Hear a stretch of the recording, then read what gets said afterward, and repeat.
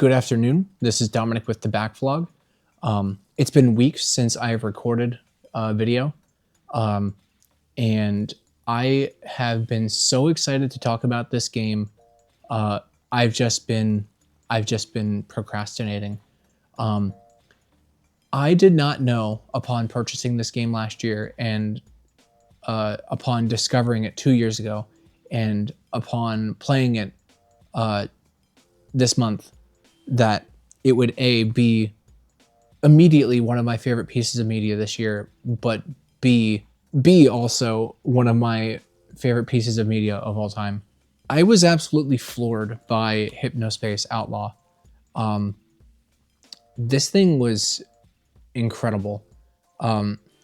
First of all, the gameplay loop of it, I feel, is like super unique. It's very reminiscent of like those 90s and early 2000s like I Spy games.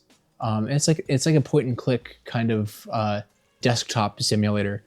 But the premise of it is that it's like late 90s on the cusp of the 2000s internet era.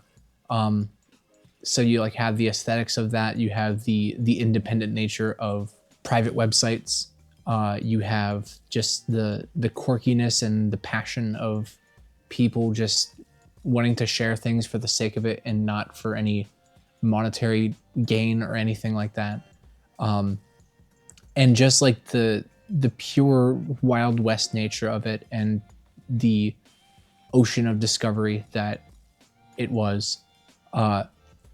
And what you're doing is basically you're working for this game's version of Microsoft, and you are basically just like flagging instances of things on people's websites that go against the, I guess, the community guidelines or whatever. So you're basically playing as an internet cop, and you're given these specific tasks to to find these things. And the way that you do that is just by natural exploration. And it's also got like a search key term or keyword kind of thing that reminded me of Telling Lies a lot. Here it's a lot less open, because with Telling Lies, like you could type a term like verbatim and it'll show up in literally any clip that has that word. But with this, you just like basically put in tags, and a tag can lead you down several rabbit holes, or it can be a complete dead end. And a lot of those rabbit holes are going to be completely irrelevant. But yeah, I think the gameplay loop is really engaging. I think it's really fun.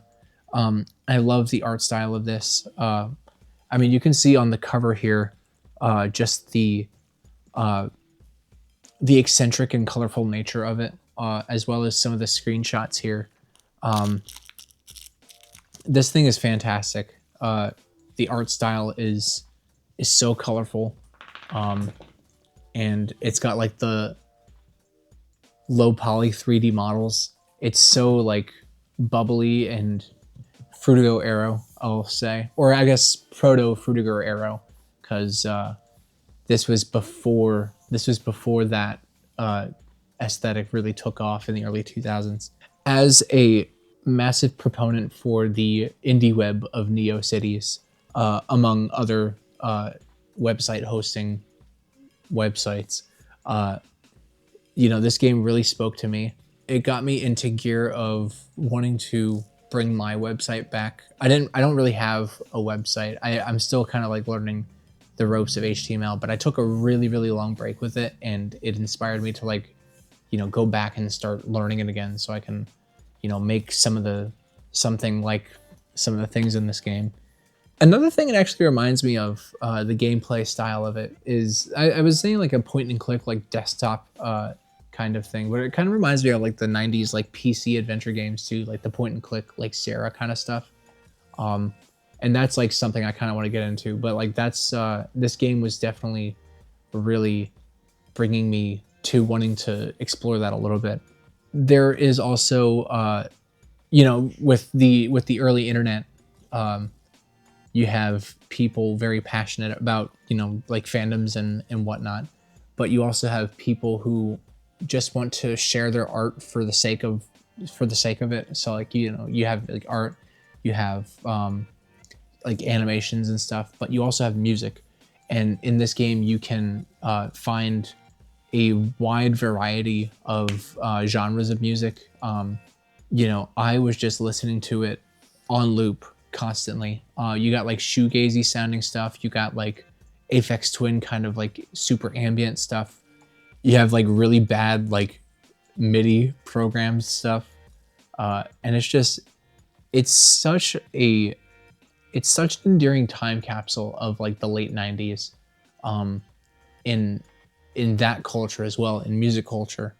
And this is all aesthetically and gameplay wise and just everything about it is not to talk about the story, because the story was also phenomenal. Like it went to places that I never would have expected, and I actually got like really, really emotional at one point. Because like I don't want to go like too deep into the spoilers, so I'm gonna try to like avoid that. While you're like doing your internet cop thing, there's like a whole other thing going on with the merchant soft. It's this version's Microsoft, with like the merchant soft like business and the Y2K update and everything.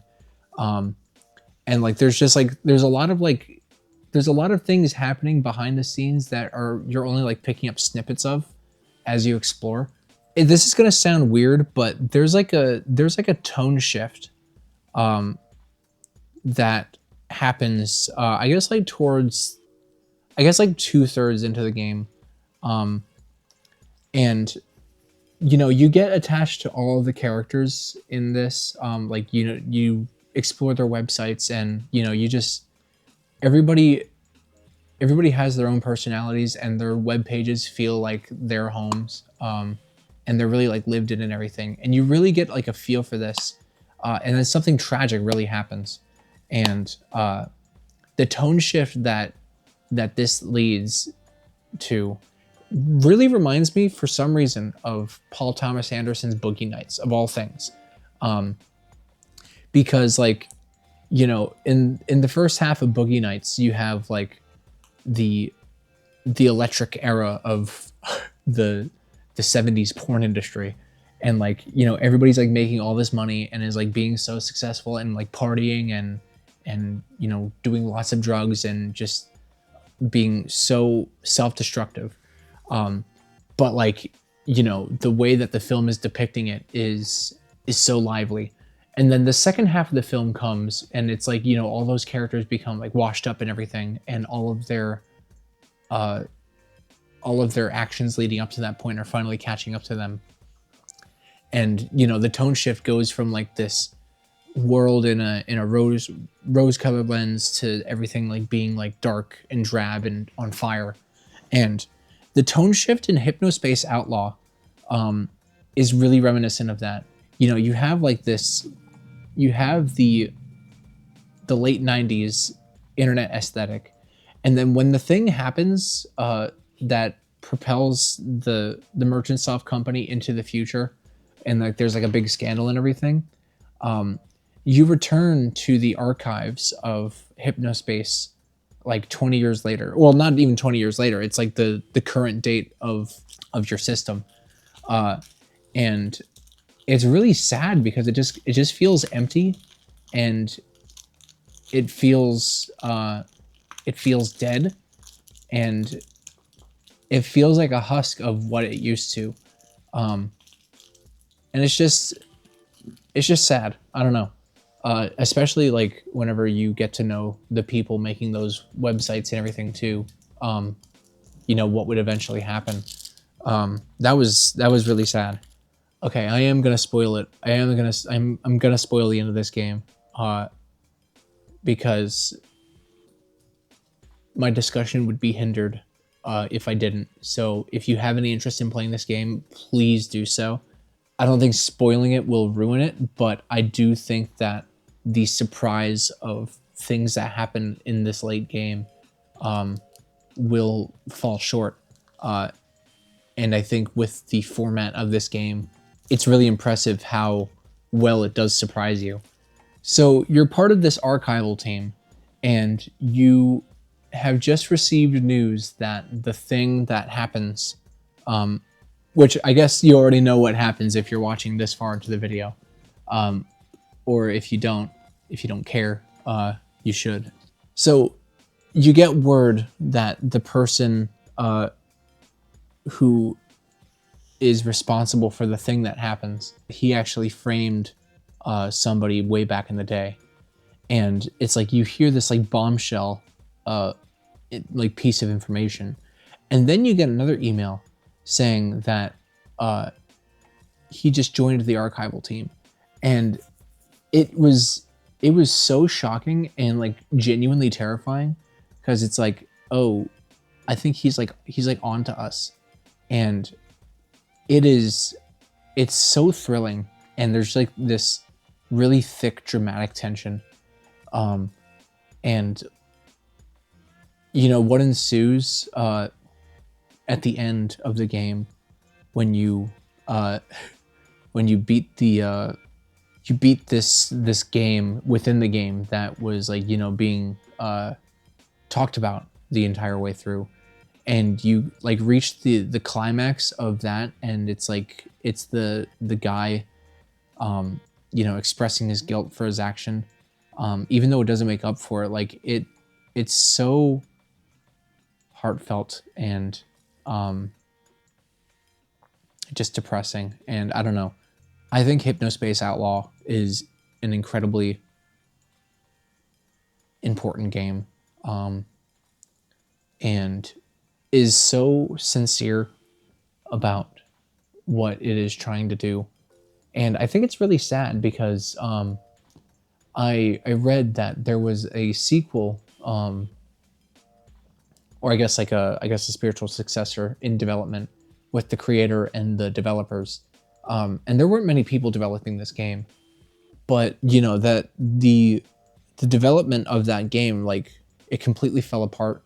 I think it was because, like, I guess of like overambition or something, and not enough money. The game was officially canceled the week before I bought my Switch copy. And it really sucks because the era of the internet that it was going to tackle next was the early 2000s era of the internet, which is the internet that I would have grown up with. So I don't know. I think it would have been really cool to see, and I really wish that it was able to reach the financial support that it needed in order to deliver something so ambitious. I think that's about it. Despite the fact that I don't know if we'll ever get this Hypnospace Outlaw spiritual successor, the game itself, Hypnospace Outlaw, is an incredible piece of art, and it is a love letter to early internet culture, and I think it's just beautiful. It's incredible. I was expecting to love this game. I wasn't expecting it to be one of my favorite games of all time. I was not expecting that. Please play this. It's incredible.